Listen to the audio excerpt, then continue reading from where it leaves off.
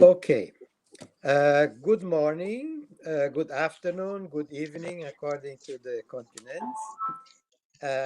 This event is an initiative of the Global Ecosocialist Network. Right? I'm going to chair it. My name is Michael Lowy. I'm Brazilian, but I live in Paris now for many years. And I'm an eco-socialist, and I belong to the steering committee of the Global Eco-Socialist Network. Okay? Now, our speakers today are all of them women, fortunately. First, we will hear Sabrina Fernandes. Sabrina Fernandes is a Brazilian eco-socialist. She is also a member of the steering committee of the Global Socialist Network, Eco-Socialist Network, sorry. And her blog, which is called Thesis 11, has only some 350,000 listeners. She's also a member of the PSOL, Partido Socialismo e Liberdade, Socialism and Freedom Party of Brazil. Okay, she will be our first speaker. She will speak in English. She's multilingual. Now, our second speaker, let's say our guest speaker, is Sônia Guajajara. Sônia Guajajara. She's a well-known Brazilian indigenous leader. She is the head of the APIB, Associação dos Povos Indígenas do Brasil, Association of the Indigenous People of Brazil. Yes. And recently, she was vice presidential candidate in the slate of the Socialism and Freedom Party. Okay, so she's going to be our main speaker. Now, I don't have to explain to you who are listening to me that the Amazon issue, the Amazon crisis, is something essential. It is, of course, a life and death issue for the people living in the Amazon forest, and first of all, the indigenous communities living there, which are being now threatened by the ecocidal destruction of the Amazonian forest, particularly by the Brazilian government of Jair Bolsonaro. Yes, but the issue of the Amazonian forest concerns first, of course, the indigenous communities, but not only, concerns all the Brazilian people and all humanity.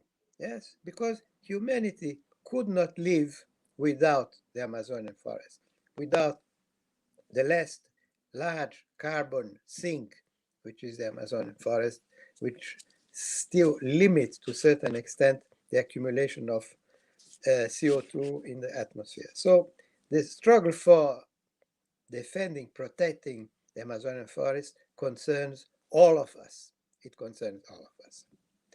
Well, I'm not going on because you know all this. So I'm going now to give the word to our guests.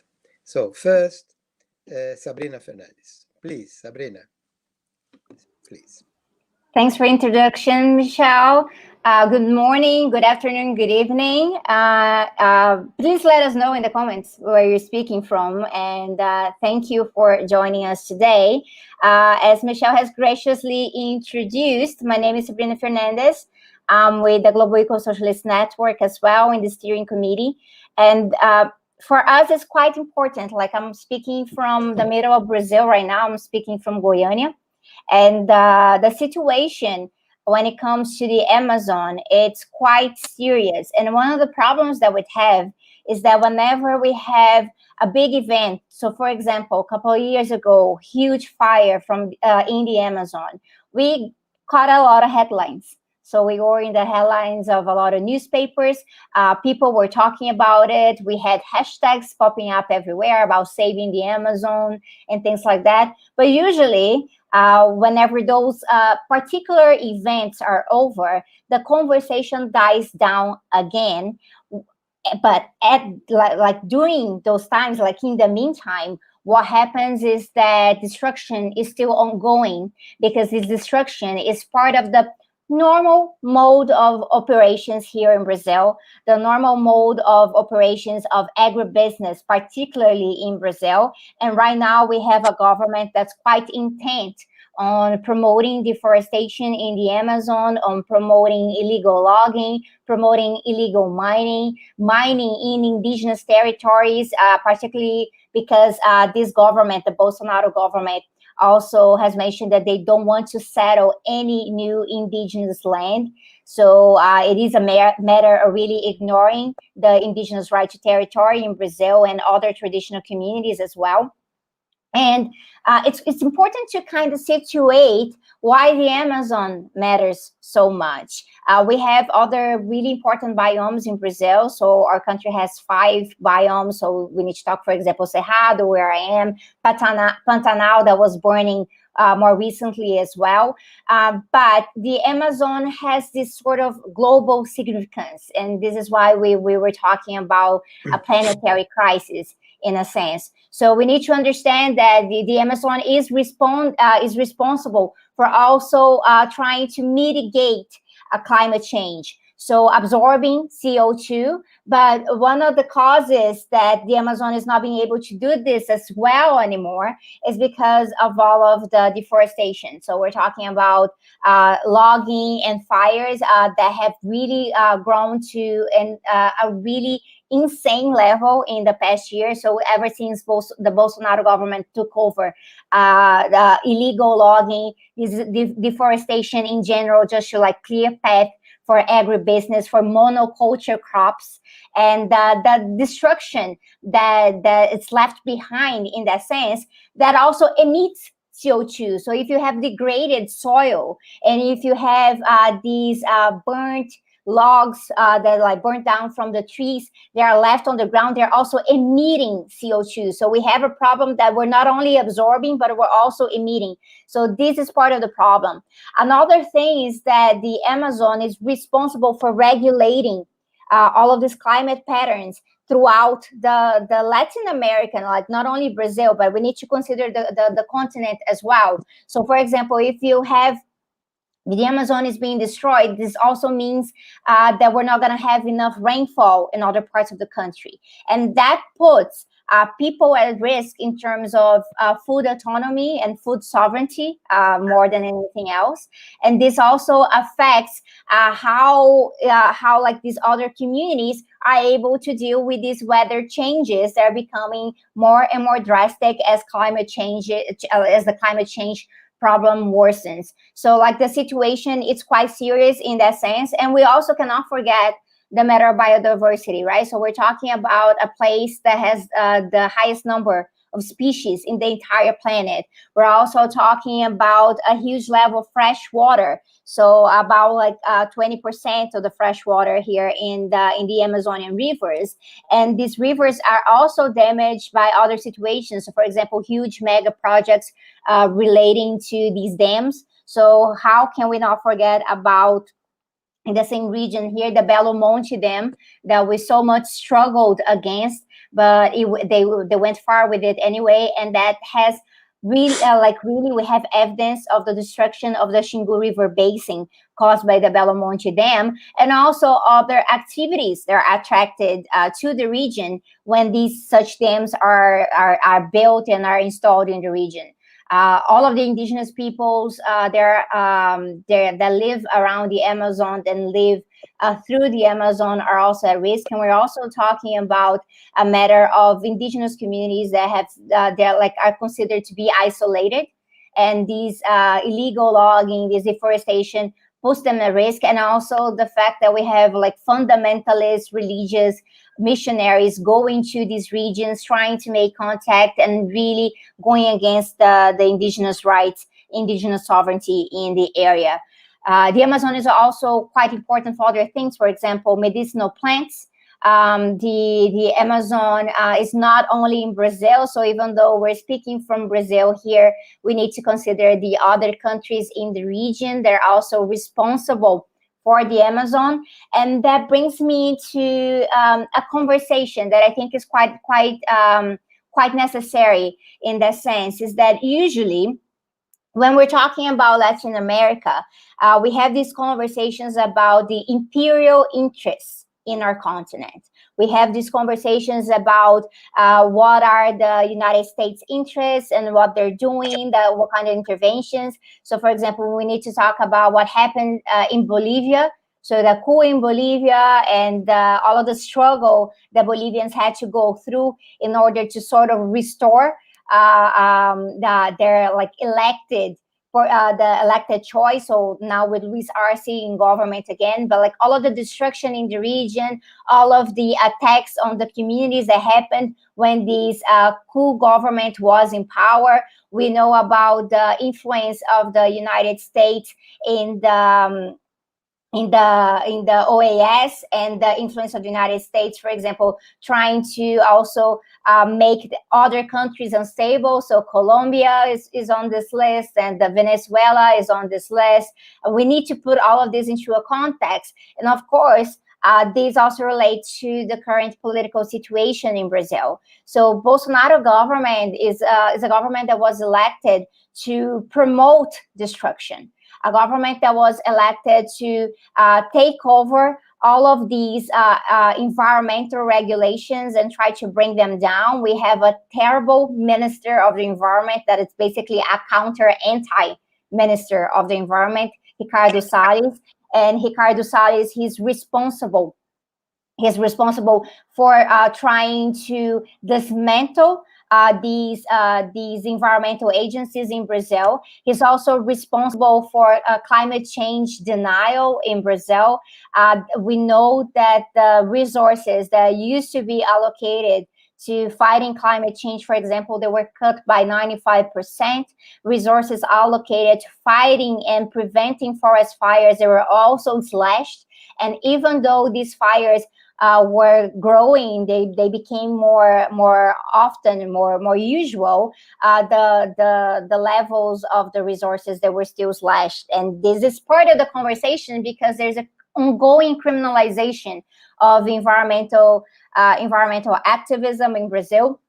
There's an ongoing criminalization against indigenous communities, and that even includes the situation of the pandemic. So like the struggle that these communities have been going through in order to get access to vaccines. So there's a lot going on in that matter as well. But this context tells us that we need to talk about what are the imperial interests in the Amazon. Why are others so interested in either securing a little piece of it because this biodiversity might be interesting for them in the future, or so like, for example, intervention that might be related to putting a military base, a foreign military base in the Amazon coming from the north, when it should be the people right there responsible for taking care of the Amazon. And also the conversation about why this deforestation is actually quite interesting for capital. So we have this basically this phenomenon relating to financialized land grabbing in the Amazon.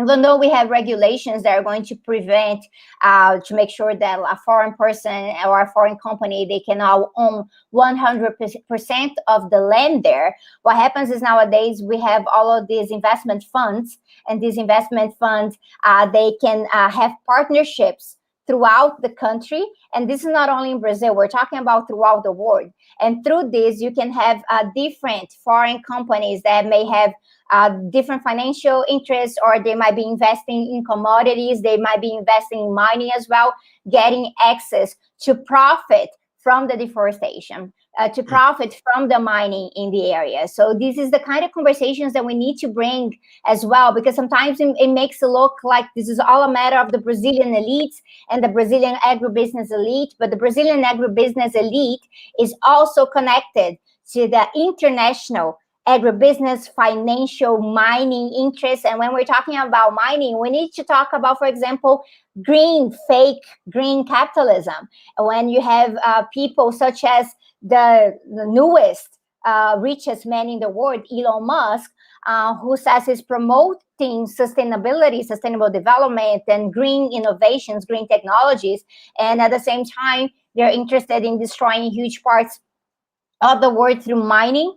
And even digging for fossil fuels, and that if that means he can get to Mars. So this is the kind of contradictions that are part of green capitalism, and this is why we need to denounce it as not only a fake solution, but also how green capitalism is also tied to imperialism in the African continent, in Latin American, and in also island countries throughout the world, because they are interested in these resources. So this is the kind of ecological imperialism that's going on, or as we should say, actually anti-ecological imperialism, and it's quite part of the conversation. We cannot leave this aside. We cannot prevent this. Is not part of the coup in Brazil. We cannot forget that it's also part of why Bolsonaro was promoted by huge parts of the elites, even though he's not like the traditional neoliberal guy. He has all of these like fascist trends, all of these very conservative trends. But we also know that fascism and capitalism, they go along together. And the liberals, these like liberal capitalists, neoliberal capitalists, they're more interested in actually promoting fascism for a while. That means they can, go ahead with austerity. They can go ahead with deregulation, and that's quite interesting to them as they continue to promote anti-leftism, as they continue to try to co-opt what we're trying to fight about. So like we have our issues that we're struggling for, and it's no wonder that we also have like green capitalism. You have like these neoliberal trends trying to co-opt the conversation about the Amazon. Perhaps even saying that we should just financialize the Amazon. We should just have a new market where you can put value to protecting the Amazon, and they can trade it in the market. Nowadays, people are talking about carbon credits, for example, as not only something big companies are talking about, but you as an individual, you can invest in carbon credits as well. They're trying to bring this down to the individual level, to people doing their own personal investments. So this is how ubiquitous the situation has begun. And this means that for us, we need to bring the conversation to the other organizations and movements, social movements, struggling with similar situations in their own countries, so we can understand that we should be together in this, promoting and securing the sovereignty of the peoples that have actually protected the forest for so long, but understanding that this is in the interest of all, because if it's an issue in the Amazon, it is also an issue in other parts of the world, because this is going to affect climate patterns, and this is going to affect climate change, and biodiversity in the Amazon should be in the interest of everyone. We usually say it, and this is becoming each day more and more of a reality, but it's eco-socialism or extinction. And if the Amazon continues to be destroyed at this rate, with these patterns, we're really looking at the latter part, at extinction. And it's not too late yet. We still have a lot of work to do, so it's not time to give up and think there's nothing left to be done. And we urge you here to bring this conversation forward, and so we can actually be mobilizing in that sense, and be in solidarity with the peoples there are in these regions and there are in these countries as we struggle against these far-right attacks. They are taking over governments, not only here, but throughout the world, but knowing that nature is also at stake. And if nature is at stake, people in general, everyone is at stake, and the planet as well. So this is what I have to say for now, and I'm really looking forward to hearing from Sônia, who has a lot to add on this. She's been She's a great source of inspiration. She's a warrior, and she's been at the forefront of these discussions for a long time. So lucky for us, we have Sônia Guajajara with us here today. Okay, so for those who weren't at the beginning, we are going now to listen to Sônia Guajajara, who is the head of the APIB, Associação dos Povos Indígenas do Brasil, the Indigenous Peoples of Brazil Association, yes? And so she's the best person who could talk about the struggle of the indigenous community to defend the forest, the Amazon, and Mother Earth. So Sônia Guajajara will talk in Portuguese, and she's a warrior, exactly, Luca, thank you. She's a climate warrior, a forest warrior, indigenous warrior. She will be translated by Thalita Monteiro, which is also a Brazilian comrade from the Socialist and Freedom Party. Sônia, please. É sua vez, Sônia, querida.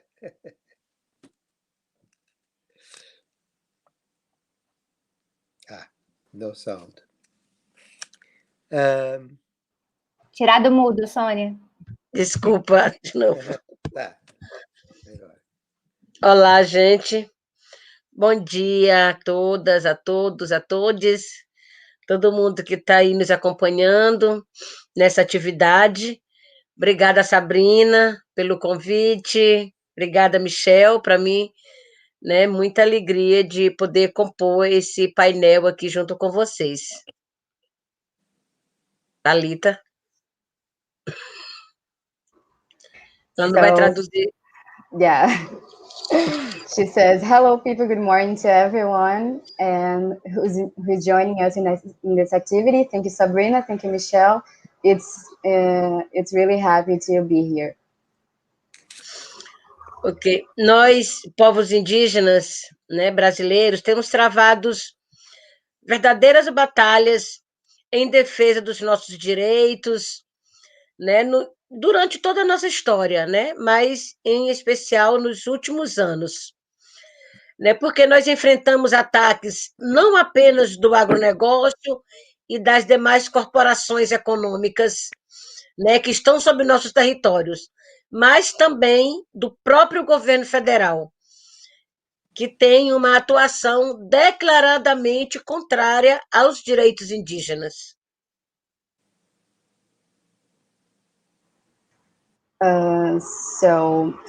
Us indigenous people, we have been facing a lot of battles for our rights all through our history, but mostly right now. The agribusiness on our territories, but mostly the federal government that is declaredly anti-indigenous and anti-ecological.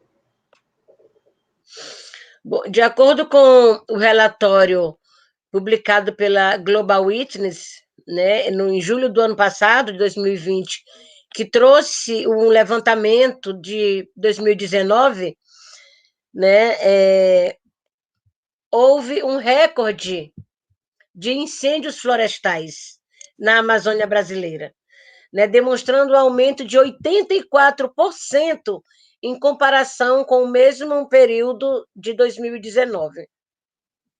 Desculpa, de 2018. According to a report published by Global Witness in June 2020, there was a record of fire in the Amazon, in the Brazilian Amazon, with an increase of 84% compared to 2019.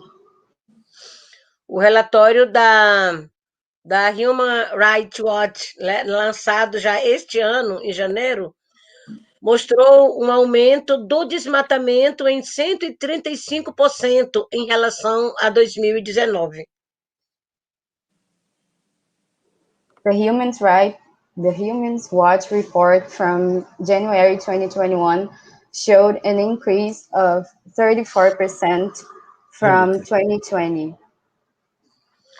Bom, e diante desse aceleramento da crise climática, né, a violência contra defensores e defensoras da terra e do meio ambiente só avança. uma vez que esses se encontram na linha de frente da proteção das florestas.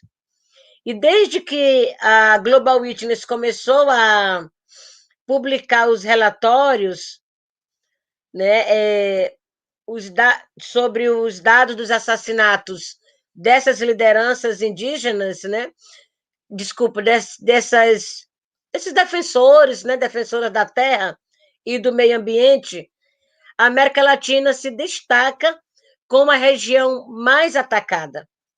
Em 2019, 90% das mortes no Brasil foram na Amazônia. No total, foram 24 pessoas assassinadas e dessas foram 10 indígenas.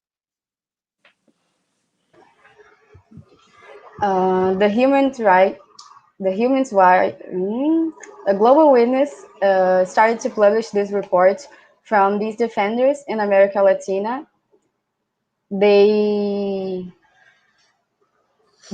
region stands out as the most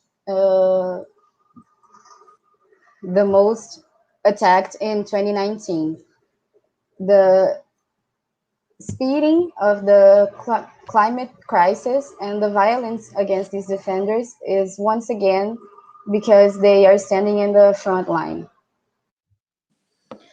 Isso coloca o Brasil, né, como o quarto país do mundo mais violento, né, para os defensores e defensoras dos direitos humanos e do meio ambiente. This puts Brazil in the fourth most violent country in the world to environment and political activists. Outros relatórios internacionais, né, também sempre estão expressando essa preocupação diante desses assassinatos, ataques e criminalização dos defensores dos direitos humanos em todo o mundo. E também, né, desse progressivo aumento desses casos, porque a cada ano, né, se aumenta os assassinatos contra esses defensores, né? E em 2017, né, vários relatórios já apontavam que 400 pessoas perderam sua vida ao proteger terras e recursos naturais de suas comunidades. E metade desses casos, aproximadamente, eram pessoas que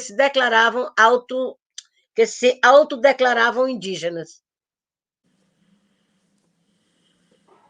So in 2017, various reports point to 400 people losing their lives protecting the earth and the natural resources, and half of them were self-declared indigenous.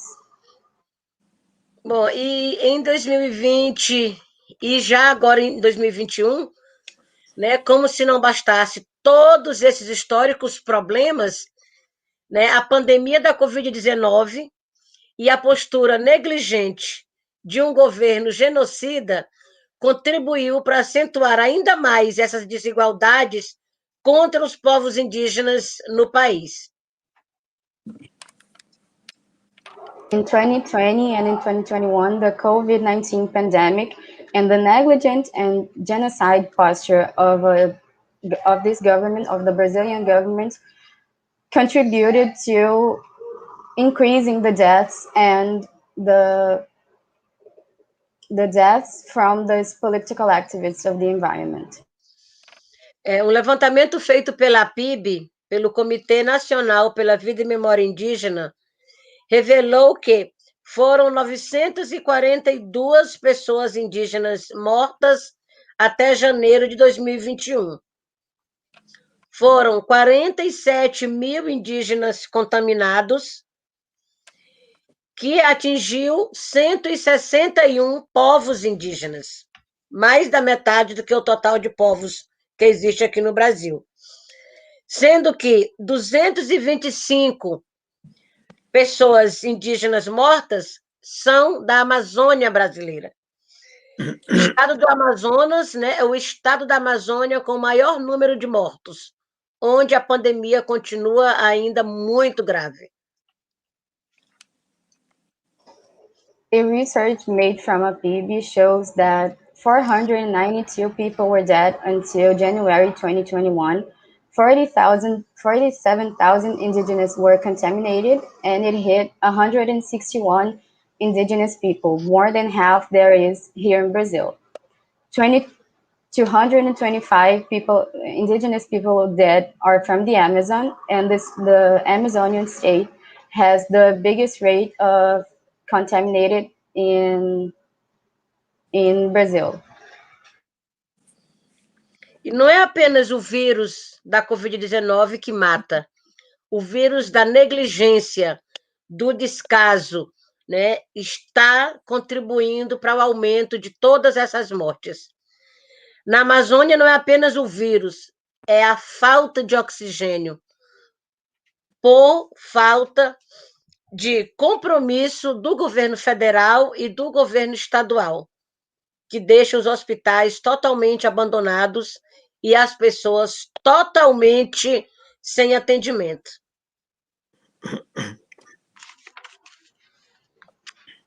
It's not just the virus from COVID-19 that kills. It's a virus of negligence and the virus of despair that contributes to the high rates, the lack of oxygen, for lack of commitment from the state government and the federal government that leaves the hospitals abandoned and without income.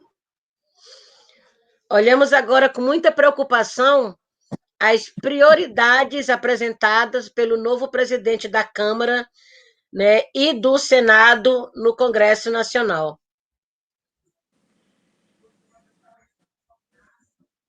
We'll look right now into the priorities of the new chamber, in the new president of the Senate and the chamber of Parliament.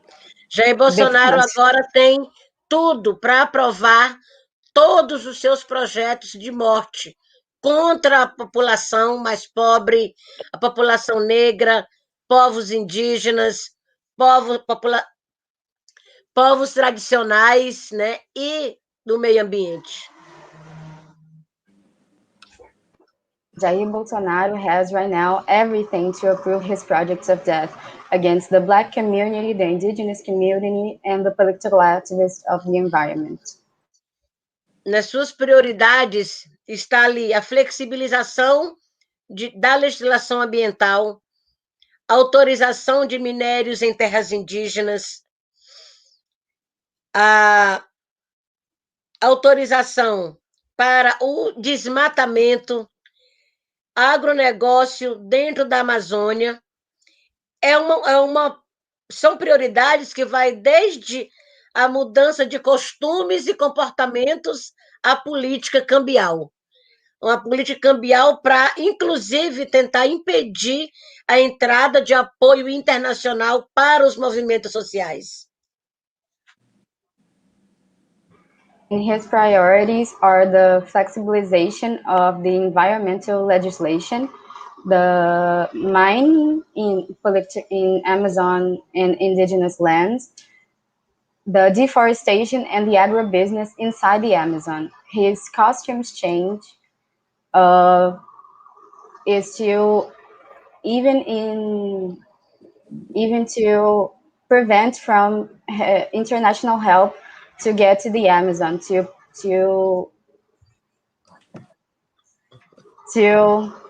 help the indigenous people. O nosso modo de habitar, o nosso modo de viver, de cuidar da terra, pode salvar o planeta. Mas isso é visto como uma ameaça. Como que um povo que está aí, oferecendo apoio, disponibilidade para cuidar da vida de todo mundo, pode ser visto como uma ameaça? Our way of living and taking care of the planet could save the planet, but this seems like a threat. How come the people who are here to take care, to live our way of living, is seen as a threat? É tudo muito controverso, né? Esses discursos de ódio que são feitos, inclusive nos canais oficiais do governo, têm servido para negar a nós indígenas o direito à terra, o direito à saúde, o direito à educação, o direito a um meio ambiente sustentável. E pior, mais do que isso, negar o nosso modo de viver, negar o nosso direito de estar no mundo, de estar aqui na Terra e cuidando da Mãe Terra. This is all very controversial. There are hate speeches through official channels of the government, and they serve to deny the indigenous people how to take care of the earth, the education, and the environment, and to deny those people their way to live and to be in the Mother Earth. O que chamam de ciência, né, da universidade, da academia, do conhecimento, nós indígenas também temos. Mas para nos deslegitimar, chamam de lenda. É fácil aceitar nossas danças, festas, nossos colares, pulseiras, cocares. Isso todo mundo aceita, porque acha bonito. Só que o nosso modo de relação com a terra é também cultura. Todo o nosso modo de ser faz parte da nossa cultura. E por que não aceitam? Por que não compreendem? E dizem que nossas terras são improdutivas. Os poderes econômicos e políticos veem a terra indígena como objeto, como algo que se possa vender. Mas para nós, a terra é sagrada. A terra somos nós. É o nosso corpo, é o nosso espírito. What they call science from the university and the academy, we indigenous people also do have, but to dislegitimate ourselves, they call us legends. And it's easy to accept our parties and our colors, and see them as culture. But our relationship with the Mother Earth is also culture. They don't understand, and they call our lands improductive. They see land as an object. But to us, the land is sacred. The land is us. E muitos aceitam a nossa cultura somente quando ela não incomoda a cultura hegemônica. Isso acaba fazendo com que as pessoas esqueçam que o direito à diferença está garantido na Constituição brasileira. Hoje estamos num país que não tolera a diferença. Não tolera indígena, não tolera negro, não tolera pobre, não tolera LGBTQI+. É um país da intolerância porque é também o país da impunidade. Many see our culture as when it doesn't bother the massive culture. We have a legal right to difference in our constitution, in our Brazilian constitution, but our country doesn't tolerate the differences. It doesn't tolerate the Black, it doesn't tolerate the indigenous, it doesn't tolerate women, it doesn't tolerate the LGBTQ community. A luta que travamos hoje abala as estruturas da manutenção do poder nas mãos de poucas pessoas. E como são lutas que se fortalecem com as lutas do movimento do campo, das cidades, das mulheres e tantas outras, né, que mexem com esses poderes políticos e econômicos, a gente é criminalizado, é ameaçado, é perseguido, quando não é morto. The fight we're on today, it shakes the structures of the meanness of the power in the hands of few people. The struggle, it grows stronger on the field. It grows stronger on women who shake those powers, those political, economical powers, and it gets us persecuted, it gets us threatened, and it gets us even killed. Só que isso tem que acabar. Quando criminalizam uma liderança indígena, é o nosso modo de ser e os nossos territórios que estão sendo criminalizados. e nos criminalizam para tirar as vozes das nossas lideranças da esfera política. This has to end. When one criminalizes an indigenous leadership, it's our way of living and of being that is being criminalized. It's our territories that are being criminalized. They criminalize to silence our voices in the political atmosphere. Não dá para entender por que essa luta dos povos indígenas, que é uma luta coletiva que pode salvar o planeta, é vista como uma ameaça. We can understand how the indigenous people's fight that can save the planet is seen as a threat. Temos que lutar juntos pela nossa vida. E para isso temos que urgentemente romper com esse modelo econômico atual. We have to fight together for our lives. And for that, we have to cease with this political, economical way of living. E para romper com esse modelo econômico totalmente centralizador, predatório e opressor, é preciso descentralizar o uso da terra, demarcando terra indígena, regularizando territórios quilombolas, subsidiando a agricultura familiar, fortalecendo a agroecologia. And for us to break up with this economic model, centralizing and oppressor, we have to rupture with this economical way of living. We have to rupture with the centralizing of the lands and our way of practicing agriculture.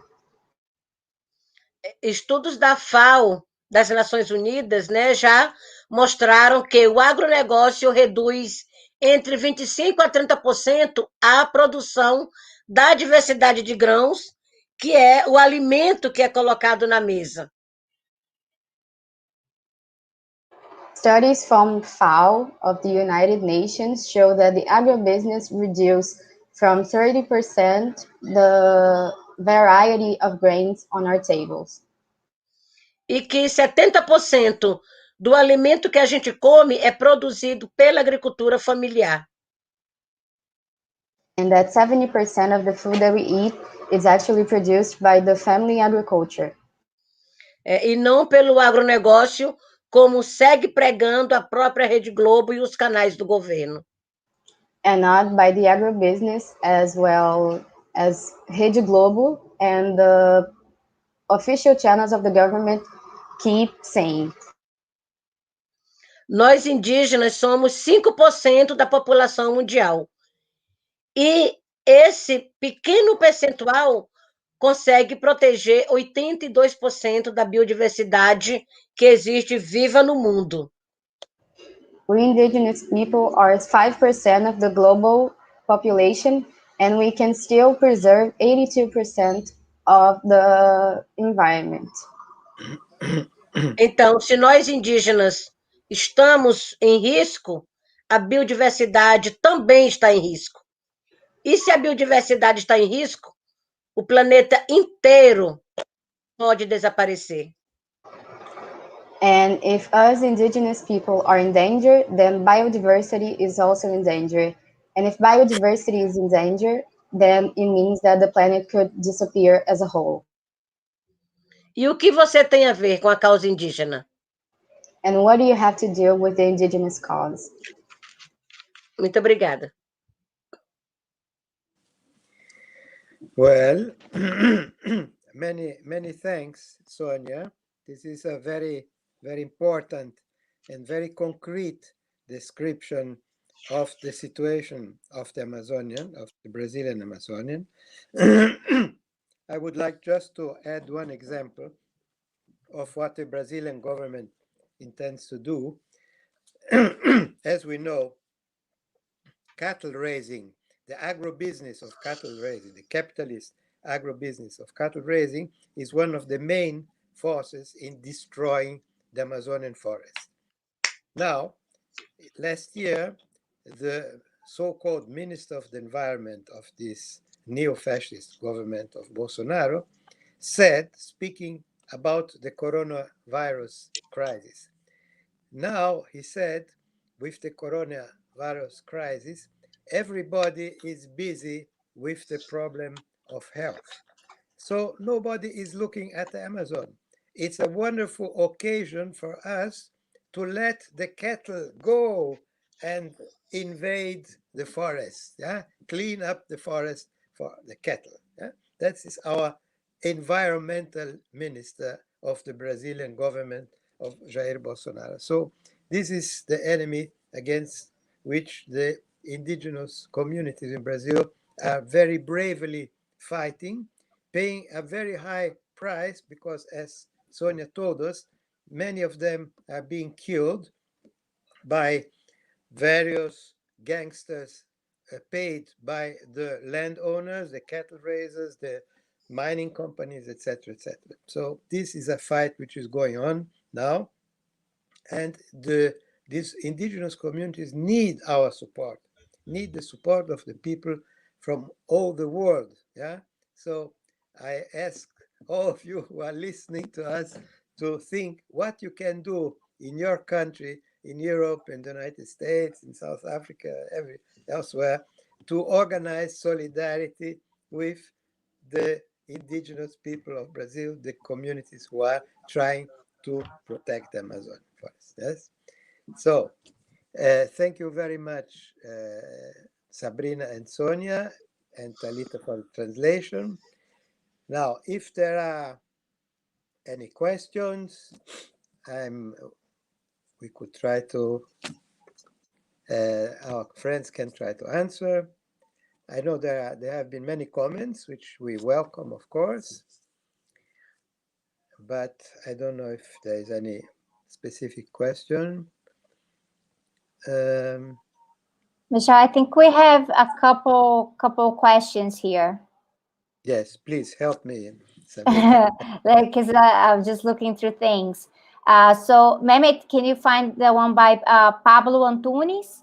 How can we decrease the environmental destruction caused by the great industry and the agribusiness? Good question. Yeah.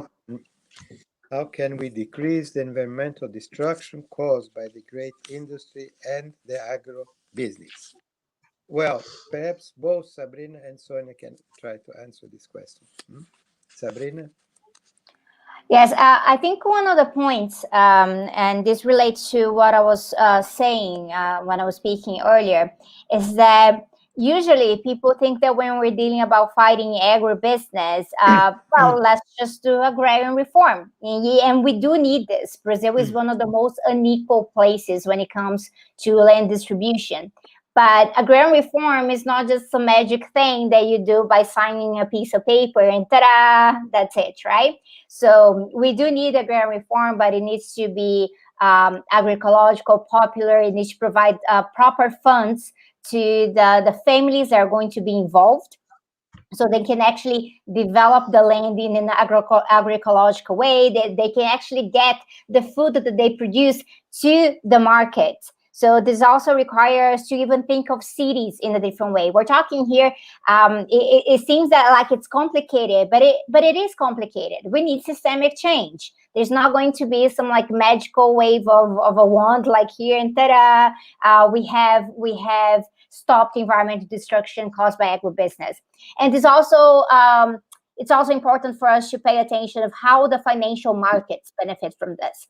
If Brazil, like Brazilian agribusiness, is able to go around and say, well, you depend on us, because if we stop, the country is broke, it's also because we are in a system of dependent capitalism. So our country is organized economically to depend on the extraction of mineral resources, on these commodities. It's like a commodity-based economy. And it's also because we have this entire financial system that's also betting on this. So all of these monoculture crops, they're going towards soy, rice, beans, corn, that can be traded, and other people in many different parts of the world can make money brokering this type of transaction. So we need to talk about the financial market. Usually when we talk about the financial market, people think of banks only. But these banks are not just, putting money here and there. They're dealing with this commodity system the entire time. It's not only Wall Street. We have markets for commodities, and we need to keep an eye on them, try to regulate them as much as possible, because a lot of people are getting really rich from like rentist practices coming out of the financial market. So if we don't have proper regulations to stop these land grabs, if we're not trying to stop the type of credits that are being issued to agribusiness, we're going to have a problem. Because if you look into the futures market, what kind of small agricultural producers are going to be able to deal with the futures market? None of them. We're talking about huge, huge, huge agribusiness. And we also need to talk about cattle. We need to talk about the involvement of animal exploitation. I'm not sure if everyone is aware of this, but in Brazil, we have more cows than human beings. This is the situation nowadays. And they usually use cattle as well to put them to graze over land as a way to keep expanding their territory, their land, into indigenous territories. One of the situations where they're like, oh no, this is where I am. Look, my cattle is there, so I own this piece of land. So there are a lot of different facets to this problem, and that's why we need to stand together with the indigenous movement and the campesino landless workers movements in Brazil, as they try to show that production can happen in a different way. But we need to take this multifaceted approach, because agrarian reform is not going to come on its own. We also need to weaken these different points that agribusiness has been working to strengthen for a really long time. Thalita, você traduz para a Sônia a pergunta? Foi a do Pablo, certo? Also for Sônia, what can we do to reduce agro-business destruction of the environment? Thalita, you can translate into Portuguese. Sim. O Pablo, Sônia, está perguntando como que a gente pode diminuir a destruição ambiental causada pela indústria e pelo agronegócio. Bom, a primeira coisa é fazer um enfrentamento contra todas essas medidas no Congresso Nacional, que estão aí para ser aprovadas, inclusive, para este ano. A segunda coisa é procurar forma de valorizar as iniciativas locais, regionais, né? A produção da agricultura familiar, né? Das comunidades tradicionais. Tem que se dar um jeito de incentivar essa produção e colocar esses produtos no mercado. Há um incentivo muito grande hoje para o agronegócio ser o que é. É uma mentira muito grande quando falam que é o agronegócio que sustenta o Brasil. É o contrário, né? É o Brasil que sustenta o agronegócio, porque é ele que oferece subsídios e ainda reduz os impostos, né? Então, nós temos que mudar essa lógica, né? A agricultura familiar também precisa ser subsidiada, precisa de incentivo federal para que possa, né, ter os seus produtos.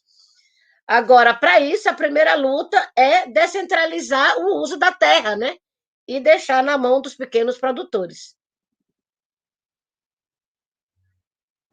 So there are a lot of fights in National Congress that are being approved this year, and that we have to fight them and not approve them. And local initiatives from family agriculture to incentive the production and put those products on the market. There is the incentive for the agribusiness to be the agribusiness that it is, but it's a lie that the agribusiness sustains the Brazil. It's otherwise. With taxes and with funds, the Brazil funds the agribusiness, and we have to have a family agriculture, and the family agriculture needs to have funds from the federal government. And for that, we have to decentralize the land use to the family agriculture to use the land.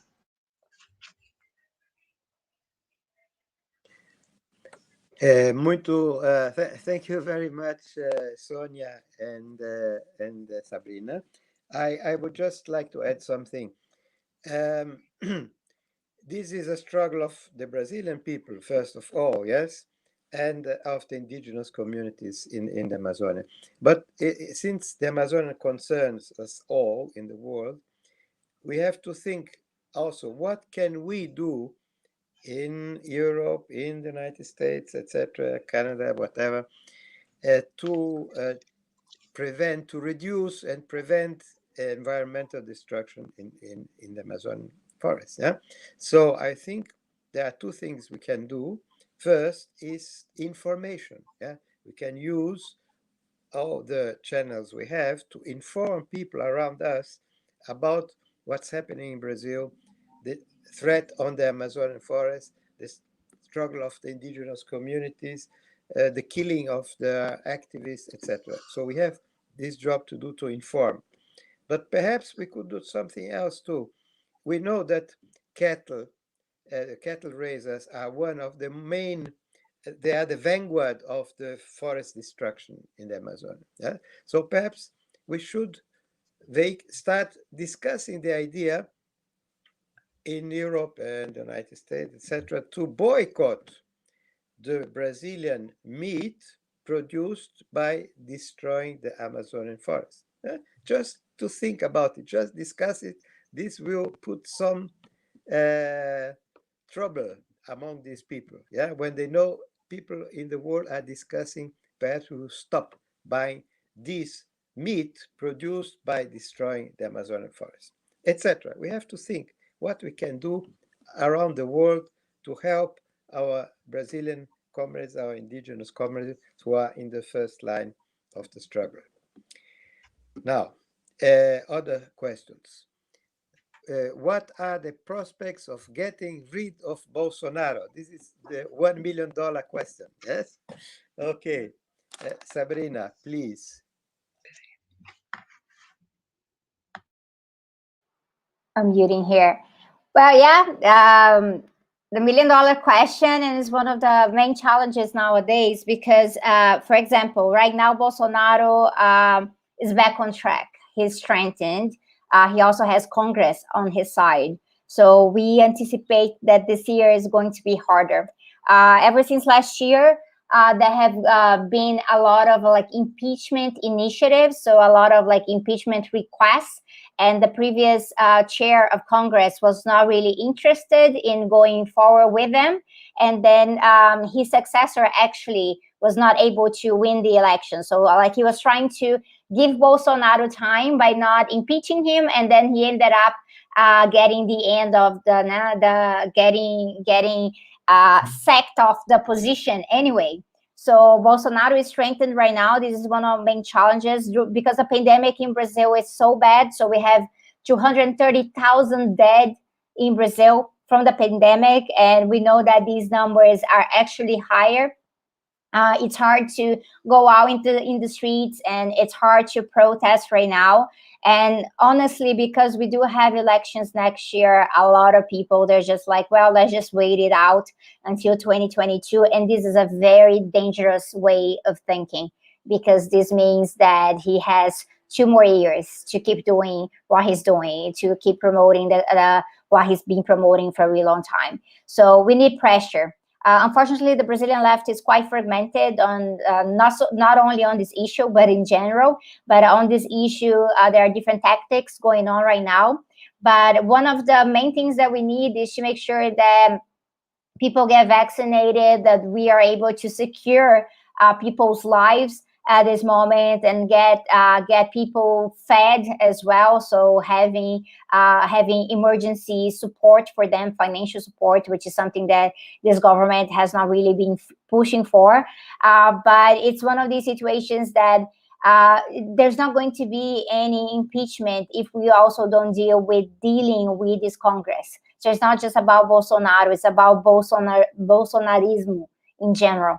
So any kind of pressure coming from the streets, coming from popular movements, needs to target Lira, who's right now the chair of Congress, needs to target the Senate, needs to target even the judiciary that could have the means to see that what Bolsonaro is doing here right now is actually the killing of people.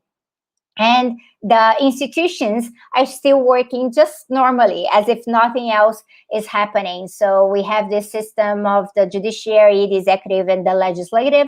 They're supposed to be separate, but right now they're still working very much together. So any kind of pressure is only going to work if we take this approach of understanding that it's not just about Bolsonaro, it's about every piece of the system that supports him, including this neoliberal right, and even center left neoliberal, like this sort of contradictions that are very much ongoing.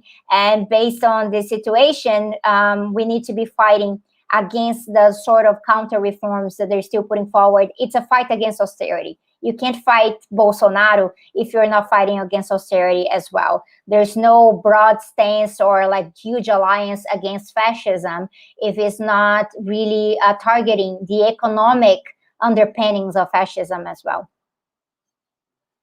Good. Sônia, perhaps she would like to answer the question if we can get rid of Bolsonaro. Sim, Sônia, estão perguntando o que nós podemos fazer para nos livrar, quais são as suas perspectivas para nos livrarmos do Bolsonaro.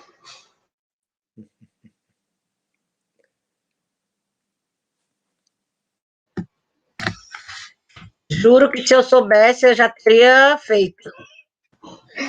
She says if she knew, she would have already done it. Já teria caído há muito, aliás, não teria nem assumido, né? Wouldn't have even taken place in the first place in 2018. Mas agora não tem jeito, né? Agora o povo tem que reagir. Não tem outro jeito a não ser vindo da pressão popular. Porque o impeachment a gente já viu que é difícil acontecer, né? Bolsonaro tem hoje a Procuradora-Geral da República, o presidente da Câmara, o presidente do Senado, eles não vão pautar impeachment. Então, é o povo na rua, é mesmo, né? É o povo pressionando, é o povo mostrando a sua força, né? Acho que hoje não tem uma receita, né, de como derrubar Bolsonaro. Temos que construir essa estratégia juntos. There is no script to get rid of Bolsonaro, and there's no recipe. We have to build that strategy together. And she says that the question has to come from the people's pressure on the government, because as Sabrina said, he has now the Congress, he has the Senate, he has everything, and the solution has to come from the people's pressure on the government. Porque motivos já tem suficiente, né? E ninguém sabe o que estão esperando para poder pautar esse impeachment. Então, agora é reação popular. Motivation, we have enough of them, and no one knows why doesn't the impeachment come. But now the solution is people's pressure. Well, let me just say a word about this. In fact, the Brazilian oligarchy in financial capital, bankers, industrialists, agribusiness, many of them are not enthusiastic about Bolsonaro. He's really such a stupid, ignorant bastard, and he's creating this total disastrous sanitary situation with the virus, the coronavirus. So they don't like him. But since he does what they want in the economic field, which is austerity and neoliberal policies, okay, why not Bolsonaro? Yeah? So they are supporting him in last analysis. Yeah? So this is why the majority of the parliament is supporting him, and etc. So the illusion that the ruling class will get rid of Bolsonaro was an illusion. Yeah, doesn't correspond to the reality. So the only hope, as Sabrina and Sônia said, comes from the people. Yeah, the mobilization from below and the struggle. Yeah, so that's perhaps the only hope to get rid of Bolsonaro. Okay, is there any other question? I saw something circulating. Someone asked a question. Oh yeah, how can we articulate indigenous knowledge, practice, and movements with eco-socialist theory and practice? Oh God. Big question. Sabrina. Okay, so I'm gonna speak to the part of like the eco-socialist theory part, and Sonia can perhaps speak about the indigenous knowledge part, which is hers, not mine. But in this situation, I think Sonia mentioned something in her conversation that I think it's important. We still have a tendency in the socialist movement to look for perspective on, what is knowledge still coming from the north. Majorly Eurocentric as well. So there are conversations coming from the global south, coming from the countries in the periphery of the system. They are very, very fruitful, and sometimes they just get left behind. And we know that even the known hard sciences, for example, they have had to take a step back, and instead of trying to invent the wheel, actually ask indigenous communities, what does this mean and what does that mean? And they see that there's like a whole wealth of knowledge that was being completely ignored, because sometimes what's being taught at the universities is they're only being taught from one particular perspective. So science ends up getting a little bit narrow in that sense, right? So this also applies to how we understand eco-socialism, and why we understand that eco-socialism is the way, why it's eco-socialism or extinction, and why it's eco-socialism and not other forms of like productive socialism or more socialism that doesn't really take democracy within the movement as seriously, right? And some of the things that are quite important for us here is that we understand that we're not going to be able to have one type of organization only and one type of living only. It's not just going to be only about the urban proletariat working in the industries or the proletariat working in mines, if we're not taking into account what kind of life that we want to have. And something that comes very strongly from indigenous communities in South America is the idea of bem viver, buen vivir, good living, and queró. So we have different ways of talking about it, right? Depending on the indigenous community, and by this we have a huge lesson, which means that, and Michelle has written about this before in like the 13 thesis that Michelle wrote last year, is that eco-socialism is not just about changing the mode of production. It's about a complete change, a civilizational change. And if it's about civilizational change, it means that we need to talk about what kind of life that we have, that we want to promote. We do, yes, we go forward with revolution, but what for? What are we going to be living for? How are we going to be organized? And if it's not about living a good life that's regulated with nature, and this is something that comes from Marx as well, and we have like a really great synthesis there between regulating with nature and good living well, as indigenous communities have taught us, not taking more than we can, that can actually be brought back by nature.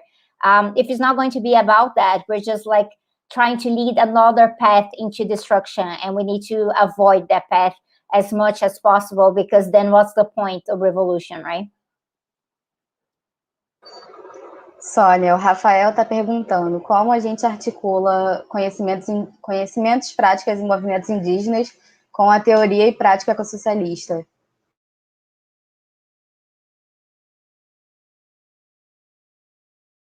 Você está mutada, Sônia.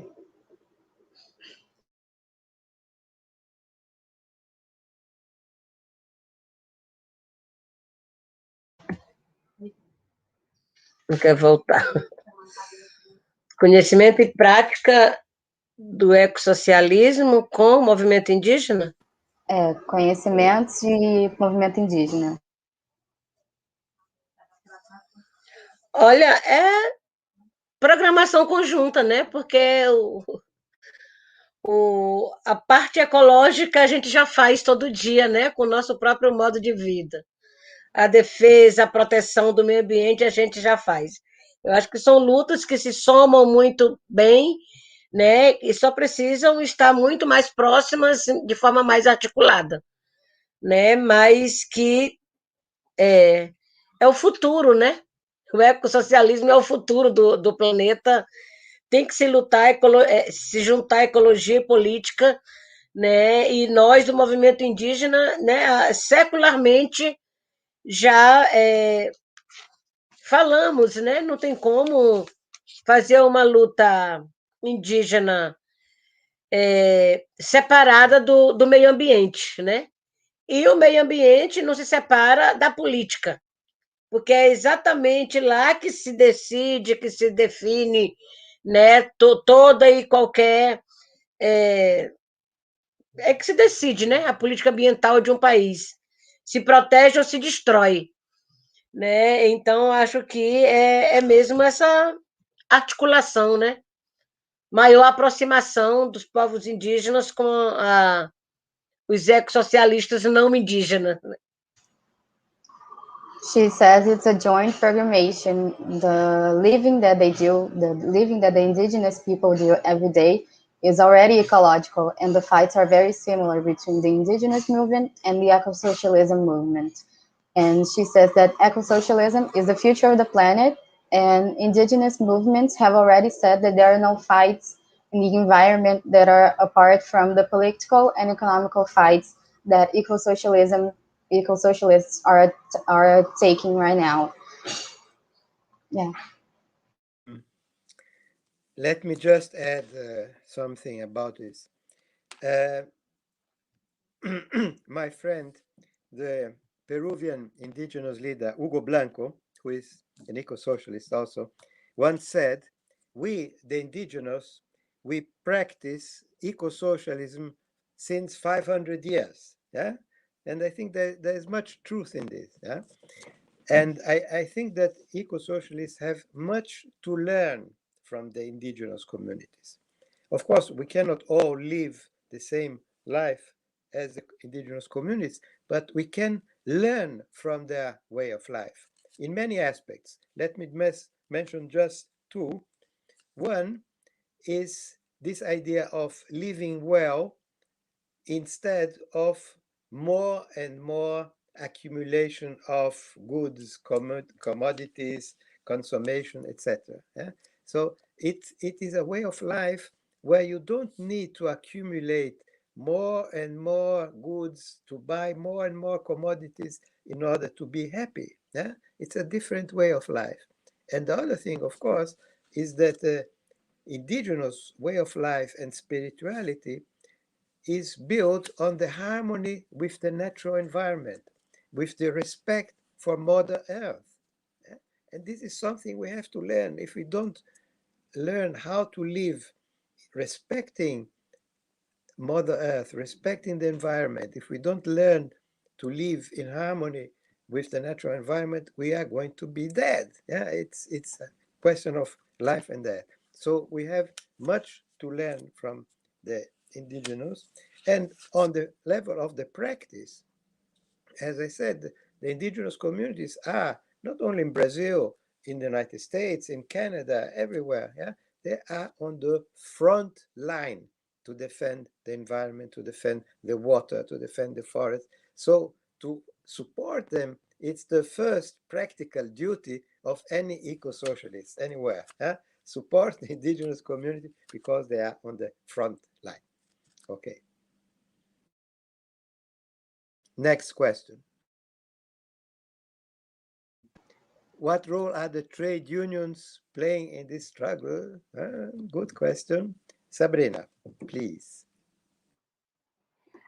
We do know that throughout the world, there are trade unions, there are pioneers in organizing for different types of jobs to fight climate change, to reorganize industry. And it's important to make sure that we fight something that capitalists are always talking about, as if there's this contradiction between jobs and the environment.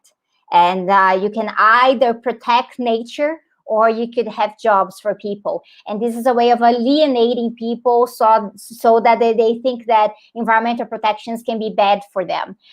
We need to fight this at all fronts. I'm quite enthusiastic to see that more and more labor union leaders are looking to this conversation, are studying more about this, are joining meetings on these matters and taking it back to their assemblies, taking back to their own meetings, because it's important to politicize as much as possible in order to fight this fallacy, right?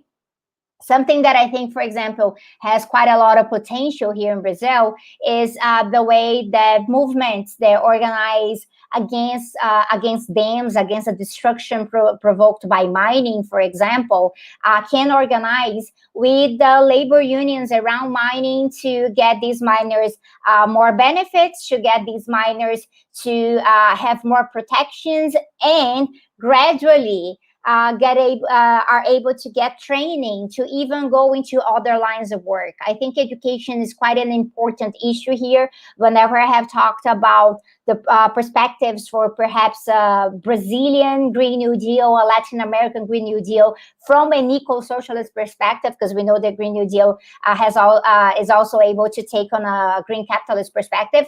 But from an eco-socialist perspective, it means having enough training so people can transition their jobs as well.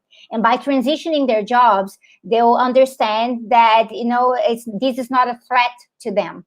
And we do know that in a lot of places throughout the countries, this is also about connecting workers in the fields, so workers that are working in agribusiness and being heavily exploited, and that I think it's it's absurd what's happening with the indigenous communities, what's happening with the forests, and more people are feeling this closer to home now, and making these connections are important. So this means that more labor unions getting proactive in this, but it also means that those of us who are involved in this, we need to seek them out. Because there's also a tendency, and we see this often in a more depoliticized kind of environmentalism, seeing these workers as the enemy, when we should be actually targeting the bourgeoisie. We should be targeting the huge corporations behind this and not the workers.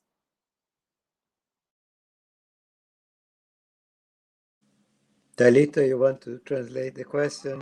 Yes, I lost the question, so I need to see it. Can somebody put it on the screen to display it on the screen? No, for Sônia. Sônia, For Sônia. Qual o papel dos sindicatos nessa luta?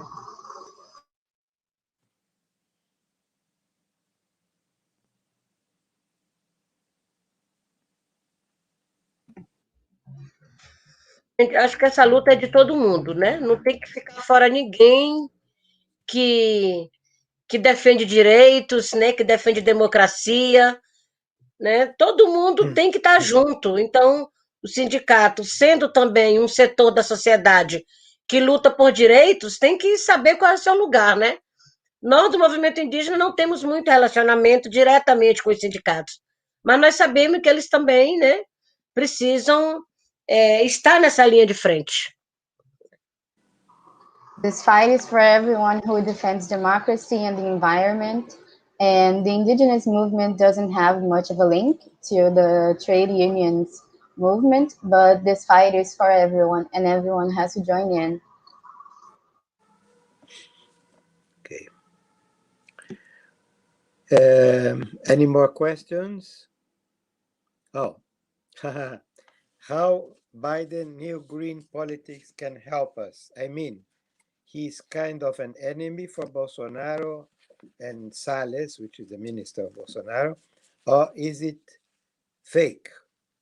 Daniel Coelho's asking. Sabrina. Yeah, so obviously Bolsonaro would be happier if Trump would have been reelected. And so much that Bolsonaro is trying to play the card that in 2022, if he's not reelected, it's going to be fraud and things will be worse. He's actually said that things will be worse here in Brazil. So threatening a coup, a military intervention, like Bolsonaro's always making really complicated threats, and we need to be careful because some of these threats have actually played out to be true. So one of the things is that a lot of people try to overplay the role of Biden politics around the environment, but we also know that he has put people who are involved with carbon, like fossil fuel companies and involving lobbying for the carbon markets and things like that. So it's about green. I'm even going to put this green here within quotes because it's not even that green anyway, right? So it's a light green capitalism, what Biden's promoting. He knows that climate denialism, forthright climate denialism looks bad. These kind of things that came out of the Trump administration that would foster conspiracy theories. So he wants to deny that kind of approach. So that's why it's about getting back into the Paris Agreement, for example. But getting back into the Paris Agreement is one thing. Actually, going forward with that is a different situation. And we know that the vast majority of the countries that signed on to the Paris Agreement are nowhere close to actually going after those targets. We only have 2 countries in the world right now that are actually on board with the targets, and they're in the global south as well, right?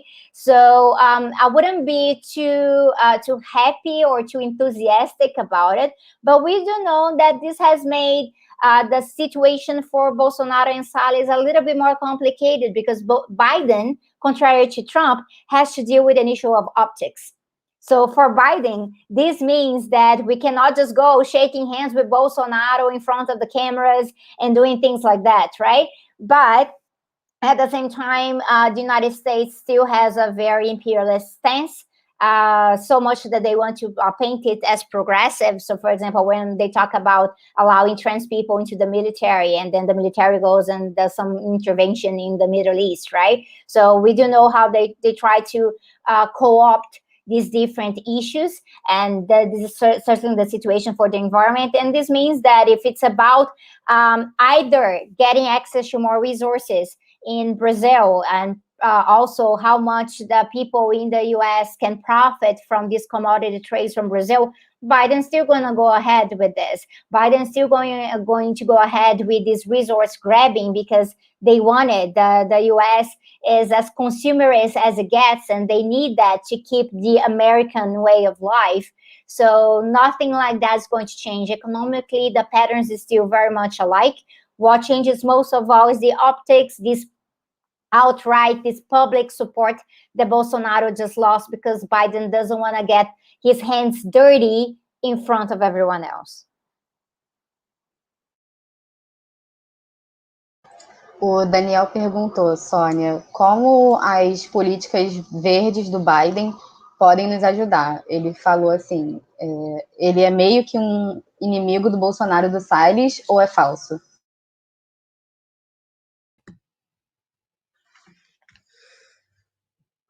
Bom, se é falso, eu não sei, né?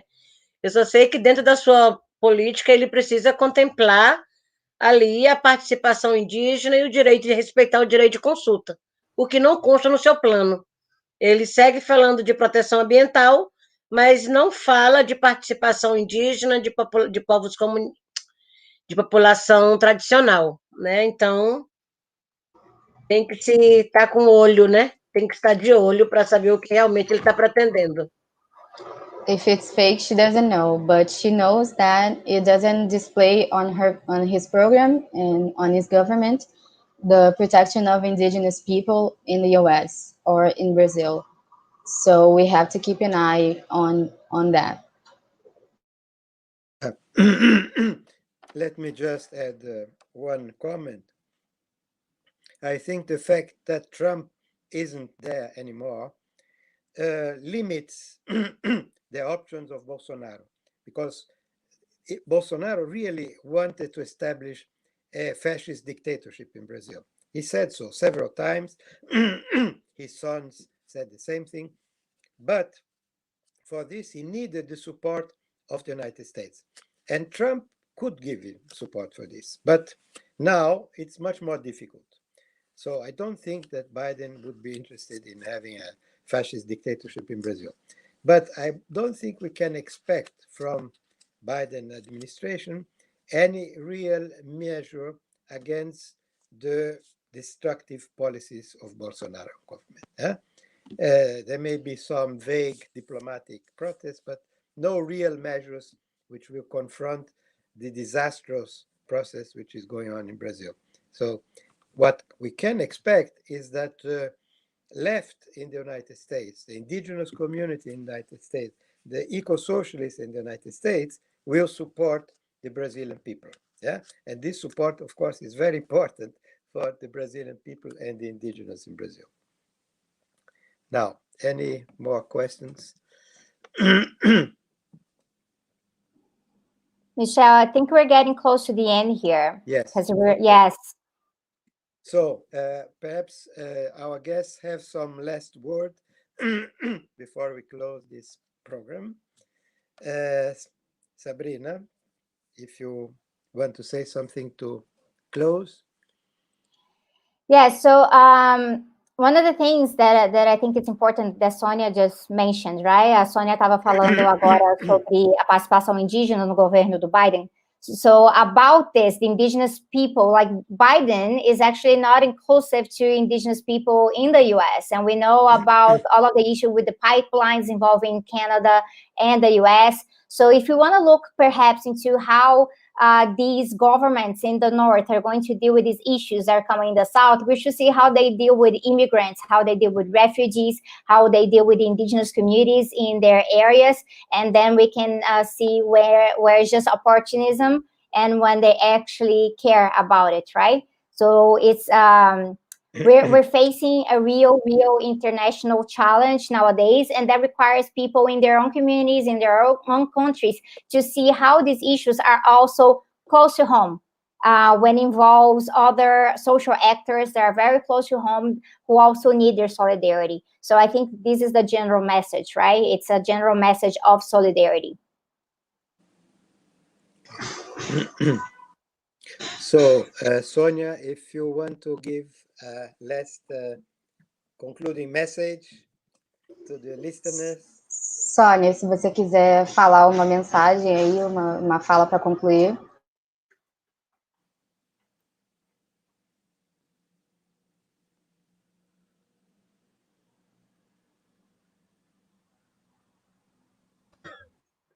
Nossa, esse microfone está me boicotando aqui. Não, eu quero só agradecer, né, a todo mundo que acompanhou, que participou aqui também com as perguntas, né?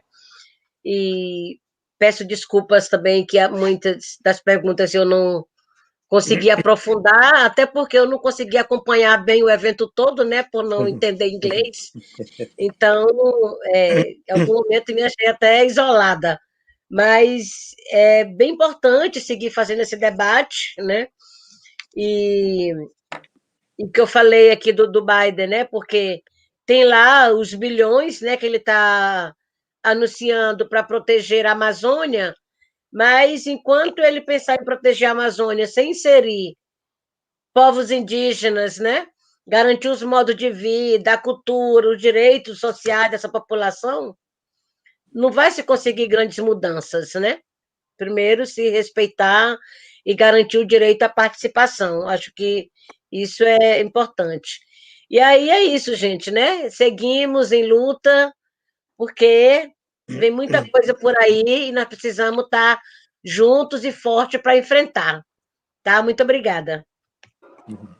She's thanking everyone, and the questions she apologized she didn't go deeper in. She apologized that she couldn't follow up on the majority of the event because she can't understand English, unfortunately, and the event was all in English. And she adds that the fight continues, and to the Biden perspective, she talks about the millions that he's saying he will invest in the protection of the Amazon, but not the indigenous protection and the indigenous people's way of living and culture protection. And that it doesn't mean much to just protect the Amazon if you don't protect the people who live in it and the people who exist in it and the people who are defending it every day. And that's it. She thanks everyone again. So let me just thank very much in the name of the Global Ecosocialist Network to Sabrina Fernandes, Sônia Guajajara, and Talita Monteiro for participating in this conversation. And again, excuse me, I always to insist, all you which are listening to this conversation, think what can you do in your country, your town, to help the struggle to protect the Amazonian forest? What can you do to support the indigenous communities who are fighting this fight? Yes, try to think about it. Yes, that's our message to the listeners. Okay, thank you very much.